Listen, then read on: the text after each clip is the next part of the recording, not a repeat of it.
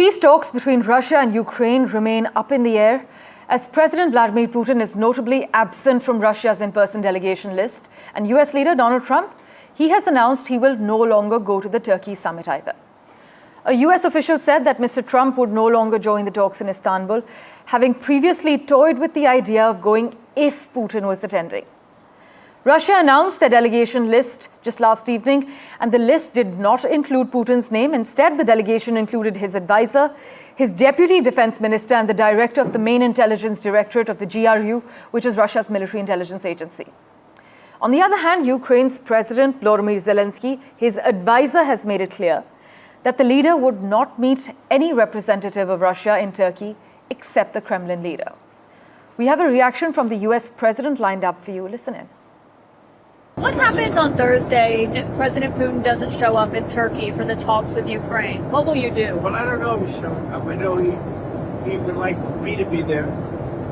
And that's a possibility. If we could end the war, I'd be thinking about that. Now, tomorrow, we're all booked out, you understand, we're all set. But you'd go if he goes? I'd go UAE tomorrow. And so we have a very full situation. Now, that doesn't mean I wouldn't do it to save a lot of lives and come back. But, yeah, I think they're thinking about something. I don't know that he would be there if I'm not there.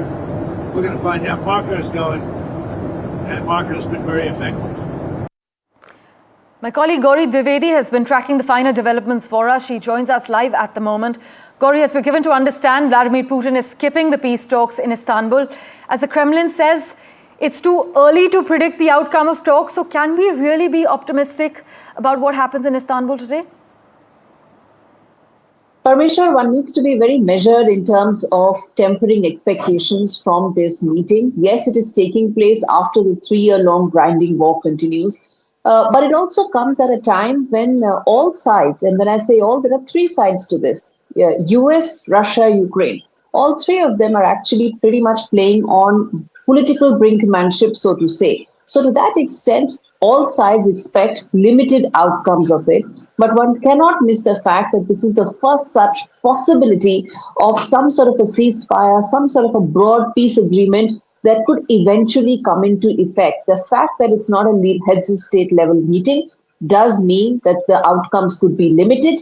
But the fact that they are talking for the first time in 3 years also indicate that there is some possibility of give and take. As far as why this has come down from the heads of state to the level of delegation, as I said, there is political brinkmanship that both sides are playing.